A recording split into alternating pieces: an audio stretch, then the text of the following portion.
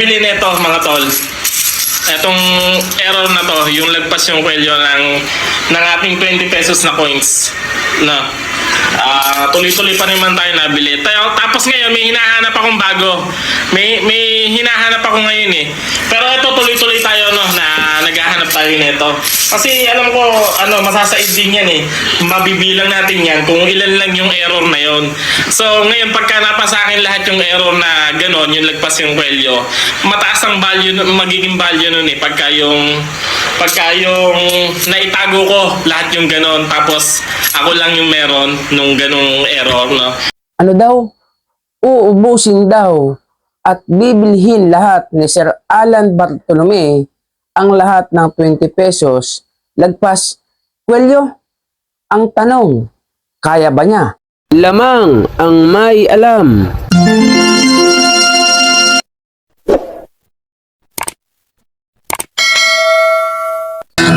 Ginto pilak ang babaw ko, pag pilatis ng ginto eksperto ko, kung sa mga kabisado ko, alam ko ang peke at totoo. Magandang panahon po sa inyo mga kaibigan ko dito po sa ating channel More Than Treasures. Kumusta po kayong lahat at nawa po ay nasa mabuti kayong kalagayan, laging ligtas sa anumang sakit at karamdaman. Maligayang Pasko po sa bawat isa sa atin. So sa video po natin ito mga ka-More Than Treasures ay pag-aaralan po muli natin ang isa pong video ni Sir Alan Bartolome, ang coin expert ng Facebook at YouTube. So dito po ay tinukoy niya na bibilhin daw niya ang lahat ng 20 pesos lagpas kwelyo. Panoorin po muna natin ang kanyang mga video. So yun mga tol, tuloy-tuloy pa rin tayo no sa pagbili nung 20 pesos na lagpas yung kwelyo. Ano daw po? Tuloy-tuloy pa rin tayo sa pagbili ng 20 peso lagpas kwelyo. So malinaw pong sinabi niya, tuloy-tuloy pa rin tayo sa pagbili. Tuloy-tuloy pa rin daw po ang kanyang pagbili ng 20 pesos lagpas kwelyo. Pag sinabing tuloy-tuloy, magbenta ka ng magbenta, magdala ka ng magdala, basta may ibebenta ka, tuloy-tuloy ang bili po niya ng 20 peso lagpas kwelyo. Take note, malinaw po. Kasunod. Salamat no, good deal naman no yung ating mga naging transaction. Maraming salamat dun sa mga nabilan ko. Po siya, ang sabi niya, maraming salamat, good deal naman yung napagbilhan po niya ng 20 pesos lagpas kwelyo. So siya po ay may nakadil, may nagbenta daw po sa kanya na 20 pesos lagpas kwelyo at good deal naman daw po. Ang tanong, nasaan ang ebidensya na katunayang binili niya talaga yung maraming coins na yon? Kasi yun po ay, tansya ko lang, mahigit 30 peraso o 50 peraso yung ganong karami. Good deal naman daw po. So binibili niya ng 20 pesos. Ang tanong, nasaan ang pruweba na yan talaga ay binili niya sa tao? Dapat binibidyohan niya habang sila ay nagbebentahan. Dapat po ay malinaw ang ebidensya. Hindi po yan papasa o hindi po yan tatanggapin sa korte o sa hukuman ang ganyang kwento kapag wala pong ebidensya. Madali lang pong gawin yan. Pero ang tanong, nasaan ang ebidensya na siya ay bumili ng ganyang karami na coins? Ito pa po. At patuloy pa rin tayo nabili nito mga tol. Etong error na to, yung lagpas yung kwelyo ng... So take note, malinaw, inulit po niya, patuloy pa rin tayong nabili ng ganitong mga coins mga tol. Yung mga coins na 20 pesos lagpas kwelyo, error coins daw kuno, ay patuloy pa din po niyang binibili. Malinaw po ha, nakadalawang ulit na siya, patuloy po niya itong binibili. Pa po. Ito tuloy-tuloy tayo no na naghahanap tayo nito. Kasi alam ko masasaid din yan eh. Mabibilang natin yan kung ilan lang yung error na Ano yun. daw po? So, kasi alam daw niya na masasaid din po niya ang lahat ng 20 pesos lagpas kwelyo at mabibilang daw po niya kung ilang piraso ang 20 pesos lagpas kwelyo. So ang kanya po palang gusto ay bilhin, ubusin at sairin ang lahat ng 20 pesos lagpas kwelyo. Ibig sabihin, bibilhin niyang lahat ang 20 pesos na sinasabi niya din na lagpas kwelyo. Ano po? Ang tanong, bakit niya kaya gustong bilhin ang lahat ng 20 pesos lagpas kwelyo? Ito po, panoorin natin. Ngayon, pagka napasa akin lahat yung error na gano'n, yung lagpas yung kwelyo, mataas ang value, magiging value nun eh, pagka yung naitago ko lahat yung gano'n. Ano daw? Pag nasa kanya na ang lahat ng error lagpas kwelyo na 20 pesos, alam daw po niya na tataas pa ang value ng 20 pesos lagpas kwelyo kapag ito ay tumagal na. So kaya pala niya kinokoleksyon at bibili niya ang lahat ng 20 pesos lagpas kwelyo dahil kapag ito daw po ay nasa kanya na lahat, ito daw po ay tataas ang value pagdating ng panahon. Take note po ha, ang sabi niya malinaw, bibilhin niyang lahat at sasaidin niyang lahat ng 20 pesos lagpas kwelyo, bibilhin niya po itong lahat sapagkat alam daw po niya na darating ang panahon, ito daw po ay mas tataas pa ang value. Ang tanong, kaya ba niyang bilhin ang lahat ng 20 pesos lagpas kwelyo na ginawa ng Bangko Sentral ng Pilipinas sa halagang sinasabi niya na 2,000 o 2,000 ang isa? Ito pa po, panoorin nyo. At alam ko pagdating ng, hindi man ngayon sa panahon ko, sa panahon ng mga susunod kong henerasyon, ay mapakinabangan nila, no? Ano daw po? Dahil alam daw po niya na hindi man daw ngayon, pero sa mga susunod na kanyang henerasyon ay mapapakinabangan ito ang mga 20 pesos na lagpas ang kwelyo. Yan po ang pagkakaalam ni Sir Alan Bartolome, the coin expert, sapagkat siya ay maraming alam. Bigyan ko po kayo ng example na siya po ay maraming alam. Tingnan niyo po yung sabi niya nung una sa kanyang YouTube. Ang sabi niya, siya daw ay coin expert. So, ibig sabihin, kapag coin expert ka, magaling ka. Pero, bakit nabudol siya ng 1906 na piso, agila, binili daw niya ng napakamahal. Pinagmalaki pa nga niya, ito lang naman ang collection ko, ang 1,000,000 halaga ng piso coins. Tapos, yung sumunod na kanya video, nabudol daw siya at totoong siya ay nabudol. Gusto pa nga pong bawiin yung kabayaran ng kanyang biniling fake na coins eh. Ganun po ang kanyang alam. Anong meaning ng COC? Certificate of Crocodile. Siya ay eksperto ng sablay. Pangalawa, tingnan niyo po ang kanyang alam. Ang sabi niya, 15K daw po ang halaga ng $250. So, nag-search daw siya sa YouTube, sa online, Google, ang lumabas 25,000. Kaya, binili daw po niya ng 15,000. At ang sabi niya pa sa video, pag pinanood nyo, binibili pa niya ang mga ganong coins. Baka meron kayo, binibili ko ang mga ganitong coins. Malinaw po ha. Kaya kapag meron po kayong $250 na 1998 USA, yan po ay pera ng Amerika, ialok nyo po kay Sir Alan, 15,000 daw po ang kanyang bili. Pangatlo, tignan nyo po ang kanyang alam. Uubusin daw niya ng kabibili ang lahat ng 20 pesos lagpas kwelyo.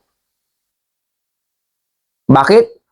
Dahil alam daw niya na mataas na ang value ng 20 pesos lagpas kwelyo sa mga susunod na henerasyon. Napakarami pong alam ni Sir Alan Bartolome Coin Expert. Ang sabi niya, siya daw po ay coin expert. Yun ang alam niya. Ang sabi niya, 15,000 daw po niya nabibili ang quarter dollar 1998 sapagkat sa Google daw at sa online ay 25,000 ang halaga ng quarter dollar USA 1998. Yun ang alam niya. At uubusin daw po niya ng kabibili ang 20 pesos lagpas kwelyo sapagkat alam daw niya na ito ay tataas ang value sa mga susunod pa na henerasyon. Yun po ang alam niya. Totoo ang mga sinabi niya na siya ay eksperto. Eksperto ng eksperto ng sablay.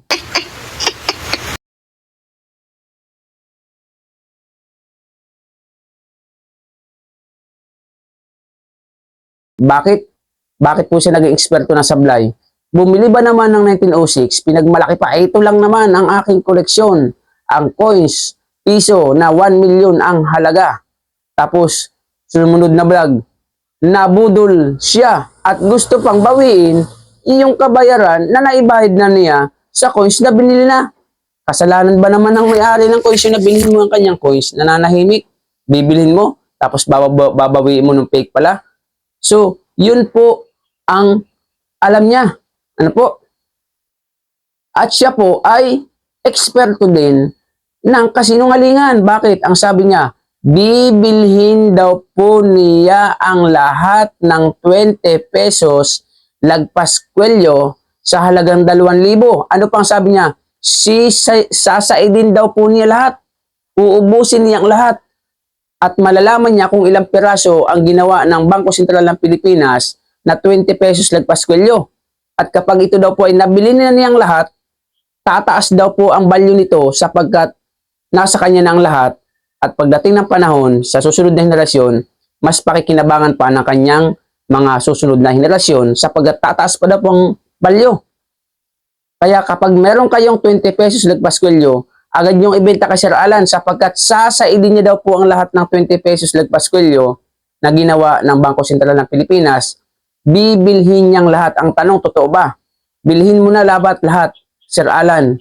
Ang lahat na nagko-comment sa iyong Facebook, ang lahat na nagko-comment at nag-aalok sa'yo ng 20 pesos lagpas kwelyo, dapat din ay bayaran mo na. Sapagkat malinaw ang sinabi mo, sasaidin mo ang lahat ng 20 pesos lagpas kwelyo. Bibilin mong lahat. Pag hindi mo ginawa yan, sinungaling na sinungaling ka, 1,000,000%. Okay? So, kung gusto mo talagang simutin ang lahat ng mga 20 pesos lagpas kwelyo, lahat na nag-aalok sa iyo, bilhin mo. At sa akin, makipag-agreement ka ulit, bilhin mo ang lahat ng 20 pesos lagpas kwelyo, mayroon man ako, with notaryo ulit sa abogado. Kaya po siya isang eksperto ng kasinungalingan. At ito po yung kasunod. Siya po ay eksperto ng imahinasyon. Bakit? Buruin mo. Sabi niya sa coins na 20 pesos lagpas kwelyo, error. Ano po?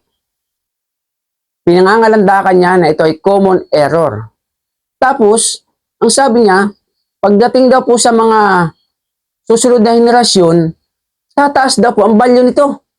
At ang sabi niya, sasaidin daw po niya ang lahat ng 20 pesos lagpas kwelyo. Ang tanong, kaya mong bayaran ang lahat ng 20 pesos na ginawa na Bangko Sentral ng Pilipinas na sinasabi mong common error coins lagpas kwelyo?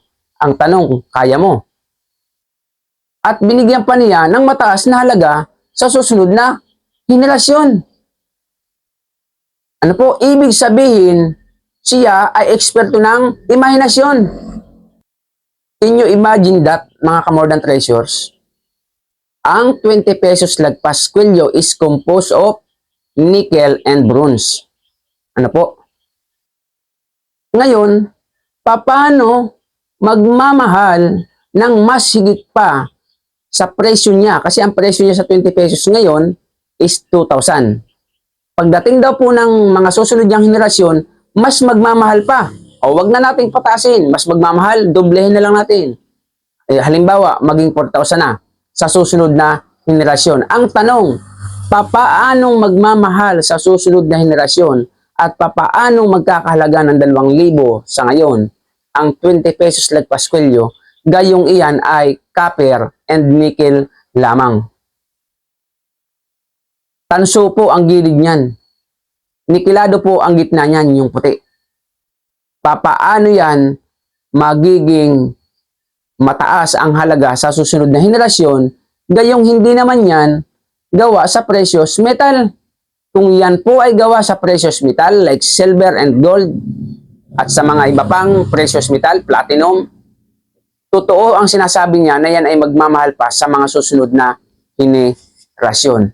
Pero hindi po yan gawa sa precious metal at higit sa lahat, hindi po yan commemorative coins.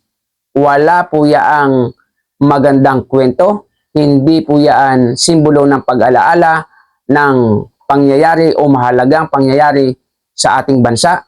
Kaya hindi 1,000,000% hindi po yan magkakaroon ng magandang presyo sa mga susunod na henerasyon. Ako makapagpustahan ako dyan kay Sir Alan.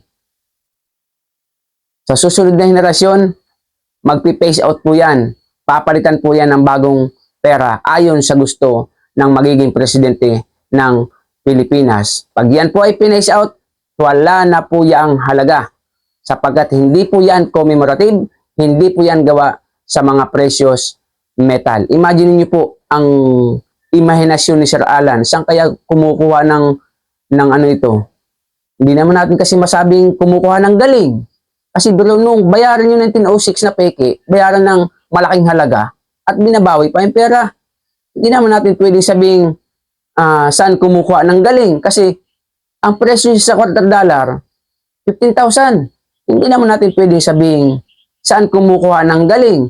Buruin mo, sisimutin, sasaidin niya daw ang lahat ng 20 pesos lagpas kwelyo. Bibilihin niya itong lahat. Ang tanong, nabili mo bang lahat? Sa dami ng ginawa ng Bangko Sentral na 20 pesos na sinasabi mong lagpas kwelyo, bilangin mo muna ang lahat ng comments sa iyong comment section ng Facebook mo, maging sa YouTube mo, at bilhin mong lahat yung nag-aalok sa iyo, at bilhin mong lahat ang 20 pesos na hawak ko. Maniniwala ako sa iyo, kapag nakipag-agreement ka sa akin, lahat ng 20 pesos ko lagpas kwelyo, bibilin mo with notaryo para hindi ka lumalabas na sinungaling ka na, mayabang ka pa, wala ka namang kaalam-alam. Yan ang totoo po niyan. Bakit? Bakit ko nasasabi? Kami ang napapahamak ng mga tunay na mga kolektor. Pinanood ko po kay Boss Toyo, may nagko-comment sa YouTube ko. May nagdala daw kay Boss Toyo. Ang dala 1972, 1975. Malayo pang probinsya pinanggalingan. Muntik nang hindi makauwi kasi hindi naman binili ni Boss Toyo, hindi naman talaga nabibili yan. Mga 1972, 1975 Rizal, at saka yung 1975 po ni Marcos na 5 pesos. Hindi naman po talaga nabibili yan ng magandang halaga. Pero bakit nakipagsapalaran yung dalawang mag-asawa na ibenta, lumuwas kay Boss Toyo at ibenta yung coins? Dahil daw, napanood niya daw po sa isang vlogger na binibili daw yun ng 5,000. Nagbigay pa nga ng clue si Boss Toyo eh. Panoorin niyo po yung video ni Boss Toyo, hanapin niyo po doon, yung mag-asawa nagbenta ng coins 1975 at 1972. Nagbigay nga ng clue si Boss Toyo sa pangalan ng vlogger eh, na nagpapauso niyan, mahal yung ganyang coins. Nagsisimula daw po sa A yung pangalan. A, mataba daw. O ako naman magbibigay ng clue kung sino po yun. Ha? Magbibigay ako ng clue kung sino nagpapauso ng 1972-74 na 2,000 ang halaga. Ano po? Isama na natin ang error coins, 20 pesos. Magbibigay ako ng clue ng pangalan. Ang pangalan po niyan ay nagtatapos sa letter N. Tapos nagsisimula sa A. Tapos yung kasunod ng A may L. Tapos yung kasunod ng N may A. Tapos yung kanyang apelyido ang nagsisimula sa B, as in boy. Tapos yung huli ng kanyang apelyido, ing malambot. Tapos yung kasunod ng B ay A, tapos R, tapos T, tapos O, tapos L. Yun po ang clue ko. Baka mahulaan niyo po. Siguro pag napanood ni Sir Alan to, mahulaan niya na to. Pag hindi niya to nahulaan, ewan ko lang. Sino ba naman ang matutuwa sa ganyang vlogger na yung mga legit ay napapahamak? Kung ako lamang po ay hindi mahaba ang pasensya, sa dami na pong nagalit sa akin na pagtitripan pa ako pag ako namimili ng mga sinaunang pera, sapagkat bakit ko daw sila pinapagod? Naghahanap sila kapag inilabas, hindi naman daw pala bibilhin. Lalabasan kami naman lagpas kwelyo 1972, pisong kalabaw, pisong niyog. Sino matutuwa? Tapos kapag hindi ka marunong umareglo, talagang mapapaaway ka. Buti na lang, tayo, marunong po tayong sumakay at umareglo. Pero, may nagko-comment din sa akin, tigilan ko na daw si Sir Alan dahil daw, ako daw ay naiinggit lamang. Ba, sino ba ang dapat mamayani sa social media? Sino ba ang dapat mamayani sa lugar natin? Yung sinungaling? At yung mga nasa totoo, mananahimik? Para bang yung kadiliman at kaliwanagan mananahimik yung liwanag, mamamayani yung kadiliman? Never mind. Ano po? Yung mga nauna pa sa akin, tinatakot pa ako. San ba address mo? San ba bahay mo? Pahing cellphone number mo? Manahimik ka na. Huwag mo sinisira ang mga Error Coins vlogger. Umayos-ayos ka. Dapat po sila ang umayos-ayos. Yung pisong kalabaw, walang presyo. Yung pisong niyog, walang presyo. Pisong 1972, walang presyo. Ano po? Ang may presyo, yung mga 1945 pababa, ngunit meron ding hindi. Naka-upload po yan sa ating mga YouTube. Ngayon, paano ako maniniwala? Doon din po sa Dekada TV. May nag-comment din sa akin. Nagdala din po ng mga coins 1970 to 74. Sino daw nagpauso? Vlogger. Ngayon, dapat sa mga nakapapanood niyan, ito na po ha, mga ka-more than treasures, sa lahat ng nanonood at makapanonood ng aking video. Kung ang hawak mo, 20 pesos lagpas kilyo. Kung ang hawak mo, pisong kalabaw, niyog, 1972, $quarter, at lahat ng coins na mga binibili ni Alan Bartolome, sa kaniya nyo po ialok. Wag po sa amin. Wag sa katulad naming mga legit buyer. Sapagkat, take note ha, mayroon po siyang bagong upload na panood ko. Hindi daw po niya binibili ang mga coins. Hindi binibili. Hindi binibili. Inuulit-ulit pa niya, hindi binibili. Pero ano ang sabi niya dito sa video niya? 3 beses siya pang inulit. Ano po? Patuloy niya pong bibilhin at patuloy siyang bumibili at sisimutin niya, sasaidin niya ang lahat ng 20 pesos lagpas kwelyo. Kung gusto niyo po mapatunayan na ang kanyang mga sinasabi kasinungalingan, panoorin niyo pa po ang kanyang maraming video. At kung gusto niyo pong mapatunayan na siya talaga ay nasa kasinungalingang pagbablog, mag-alok po sa kayo sa kanya ng 20 pesos lagpas kwelyo.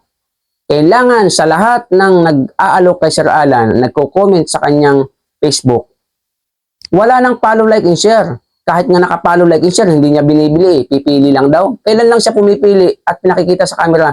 Ngayon lang na nabubuking na siya. Kaya ngayon, ipakita niya na siya ay hindi nagsisinungaling at hindi siya nagpapakalat ng false information o maling mga katuruan. Ano po? Kapag binili niya ang lahat ng 20 pesos lagpas kwelyo. Pero kapag hindi mo nabili, Sir Alan Coin Expert Bartolome, ang hari ng Error Coins, ano po? Pag hindi mo lahat yan nabili, malinaw pa sa sikat ng araw, ikaw ay sinungaling na vlogger. At kami na mga totoong namimili ang tinatamaan ng iyong hindi naman masasabing galing, kundi ng iyong eksperto daw kuno. Kaya kung meron mang dapat umayos, yung mga eksperto kuno ang umayos. Hindi kami na talagang 15 years, hindi pa man ako vlogger, kailan na ako nag-vlog. Ako ay lehitimong ginto pilak coins ang aking specialty na mga binibili. So sa mga bagong dating po sa ating channel, kung nagustuhan niyo po, pakisubscribe niyo po ang ating channel, pakihit ang notification bell, lagay niyo po ay all upang lagi kayong update sa ating mga bagong videos, at paki-like and share. Lamang ang may alam.